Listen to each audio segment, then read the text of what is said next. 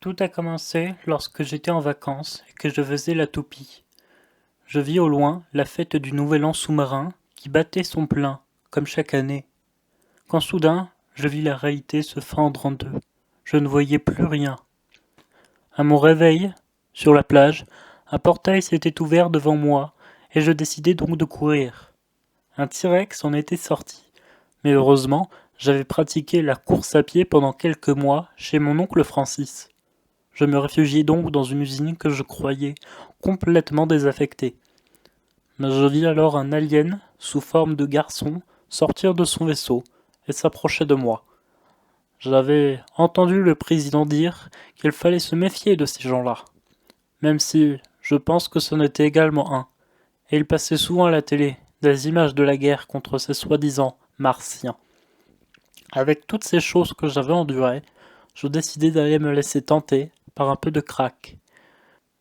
Je compris assez vite que c'était illégal lorsque les flics intervinrent après la fusillade. Je réussis à m'échapper et c'est alors que je passai devant ce qui avait l'air d'être une grosse bamboche. Je montai les escaliers, mais non, personne. Je redescendis et vis de nouveau la fête.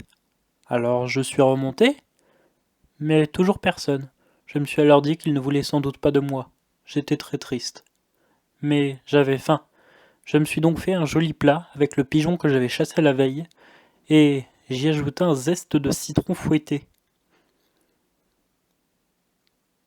Miam miam. Mais avec tout ce stress, j'avais développé une sorte d'eczéma. Ça faisait mal.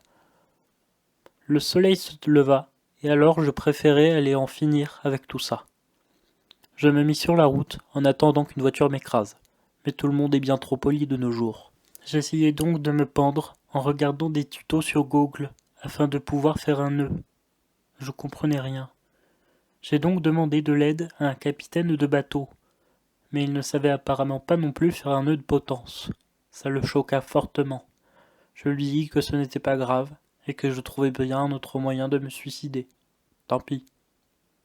Je fis mes adieux à sa jambe de bois et je m'installai à côté d'une falaise afin d'y tomber, dans le vide abyssal. J'étais mort. Mais j'ai survécu à cause de connards de la brigade de Saint-Malo qui m'ont sauvé. Ils m'ont ramené sur la terre ferme et m'ont demandé de voir quelqu'un. Et voilà, c'est pour ça que je suis chez vous, madame la voyeuse de destin. Si je pioche en roi, ta vie c'est de la merde. T'es quelle carte? Celle-là ou celle-là? Passer de là? Ok, donc celle-là. T'es sûr? T'es sûr de toi? Attention, je vais la retourner. Ta vie c'est de la merde.